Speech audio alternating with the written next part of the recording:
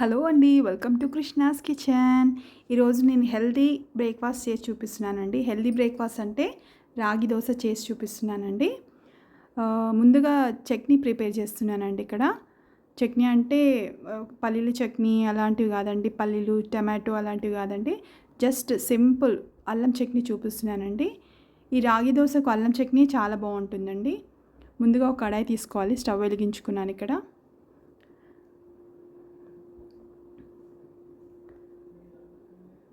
ఒక table spoon oil add చేస్తున్నానండి. చూడండి, అల్లం ముక్కలన్నీ కోసుకుంటున్నాను.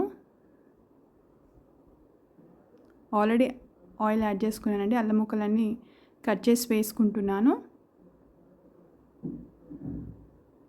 దీనికి ఇంగ్రీడియంట్స్ ఏమి ఎక్కువ పట్టేయండి. జస్ట్ అల్లము, కొద్దిగా చింతపండు, ఎండుమిర్చి, జీరా, కొద్దిగా బెల్లం సరిపోతుందండి. నేను ముందుగానే ఎండుమిర్చిని ఒక 10 మినిట్స్ వేడి నీళ్ళలో సోక్ చేసి పెట్టుకున్నానండి. అంటే మనకు కారం ఎంత కావాలో అన్ని తీసుకున్నానండి. ఇక్కడ నేను ఒక 8 ఎండుమిర్చి తీసుకుని నానబెట్టానండి. 10 మినిట్స్ సరిపోతుంది. అల్లం ముక్కలు ఫ్రై చేసుకుంటున్నాను, ముక్కలుగా కట్ చేసుకొని.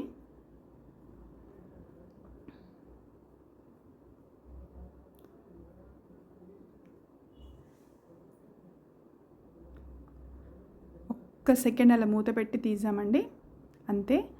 ఇప్పుడు నేను నానబెట్టుకున్న చింతపండుని కూడా యాడ్ చేసుకున్నాను. ఈ చింతపండులో సీడ్స్ అవన్నీ ఉంటాయి కదండి, కొద్దిగా నారలు అలాంటివి ఉంటాయి కదా, తీసేసాను. తీసి వేసుకున్నాను. అలాగే నానబెట్టుకున్న ఎండుమిర్చి కూడా యాడ్ చేసుకున్నాను.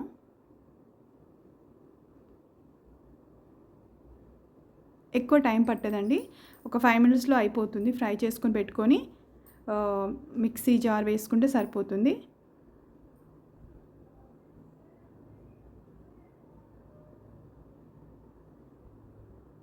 ఫ్రై అయిపోయాయండి.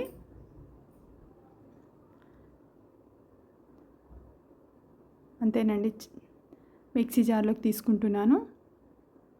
చల్లగయ్యాక మిక్సీ జార్లో తీసుకుంటున్నానండి.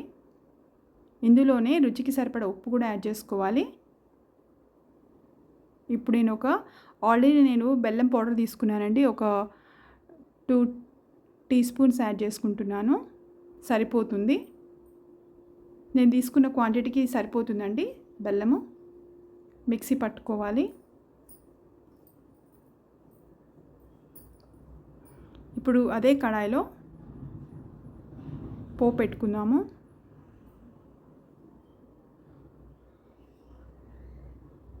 కడాయి వేడైంది. కొద్దిగా ఆయిల్ యాడ్ చేసుకున్నాను.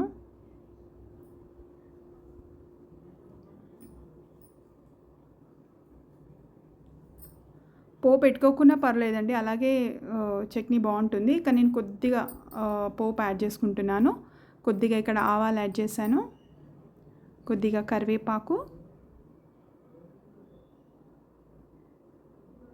2 ఎండుమిర్చి కట్ చేసి వేసుకున్నాను, కొద్దిగా ఇంగువ అండి వేసుకున్నాను. ఇంగువ కూడా టేస్ట్ బాగుంటుంది.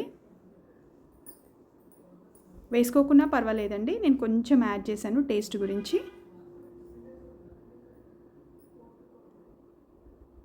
పోపు రెడీ అండి. ఇప్పుడు ఈ పోపుని మనము ఇంతకుముందు మిక్సీ జార్ పట్టుకున్నాను కదా, అందులో వేసేసుకున్నాను. అల్లం పచ్చడి రెడీ అయిందండి. రాగులను నానబెట్టే ముందు ఇక్కడ నేను రాగి దోశ రెడీ చూపిస్తున్నాను కదండి.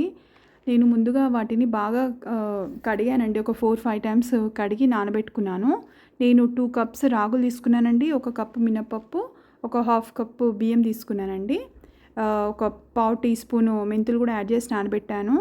అంటే మనం రేపు దోశ అనుకోండి, ఈరోజు ఒక 8 అవర్స్ పెట్టాలి. రాత్రి పిండి పట్టేసుకొని రాత్రంతా అలాగే పెట్టేసేయాలండి. అవి మార్నింగ్ దోశ వేయడానికి బాగుంటుంది. ఇప్పుడు నేను ఇక్కడ ప్యాన్ పెట్టుకున్నానండి దోశ వేయడానికి. ప్యాన్ వేడైంది. ఆయిల్ వేసుకోవాలి. వేసుకొని ఒకసారి అంత పెనమంతా అప్లై చేయాలండి.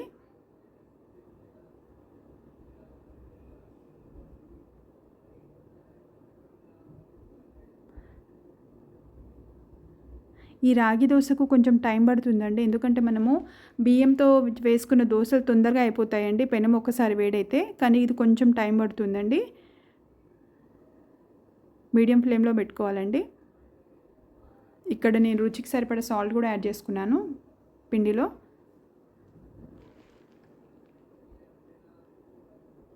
మరో దోశ వేసుకుందాము.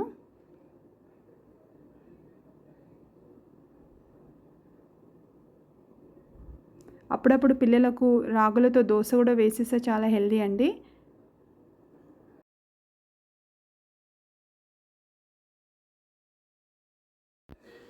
మీకు ఈ వీడియో నచ్చినట్లయితే లైక్ చేయండి, షేర్ చేయండి, సబ్స్క్రైబ్ చేయండి. Thank you.